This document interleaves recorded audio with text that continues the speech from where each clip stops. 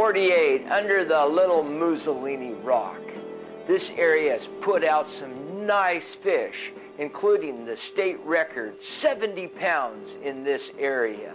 The Little Mussolini, just probably about a quarter-mile west of the stump hole. And you sit in this area here. Now, when you get down deep, you want to start moving in this 135 to 185 foot of bottom, because it's real flat with a little bit of slope, but there's really nothing in your way, except when you get right in front of the Little Moose. Check this out, a rock. It's 40 foot in height. Oh man, I can just imagine how many guys have knocked their downrigger weights into this. And as you can see here, I'm going to fly the camera up the ledge of this rock, and you can see for yourself the height.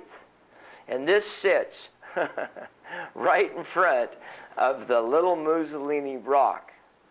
And we're going to go up about 5 to 6 more feet on a pinnacle top, and then we're going to clear it and start down the other side. But you'll get a good opportunity here to look at just how high this rock is, how tall, I should say, it is off the seafloor. Look at that, huh? Wow. So let's head back down now and get to the base of this again and start flying out into about 160 to 200 foot of bottom depth. You see, when you get out in here in this deeper area in the rock, you'll find that there's structure. And what have we talked about in the past about salmon? They like structure. No wonder that big king came out of this area. Look at the rocks in here. Now, there are some things of concern.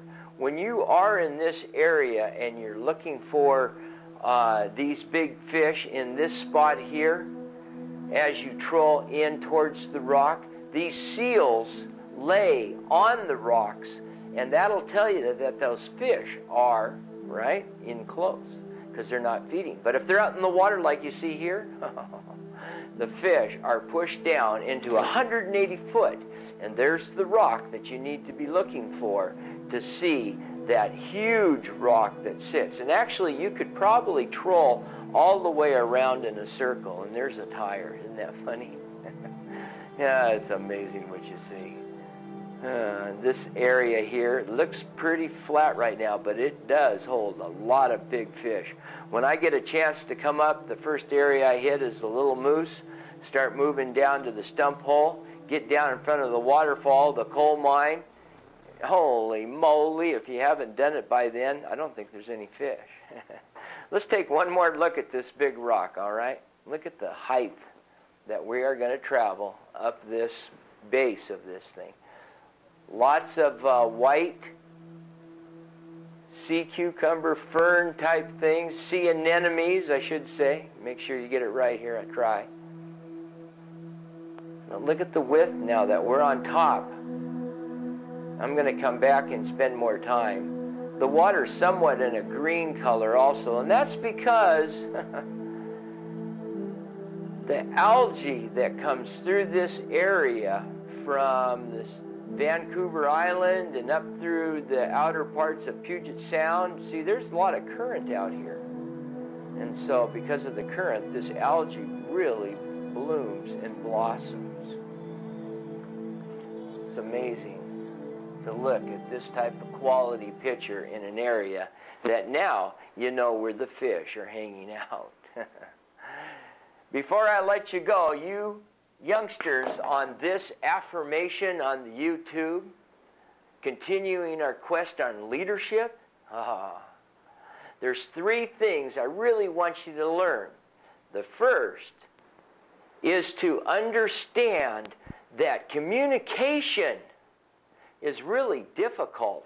What you're saying, somebody else might not understand, and they'll find it difficult to focus because maybe there's something else going on in their life keeping them from really understanding what you're saying. So a good leader learns how to be a good communicator.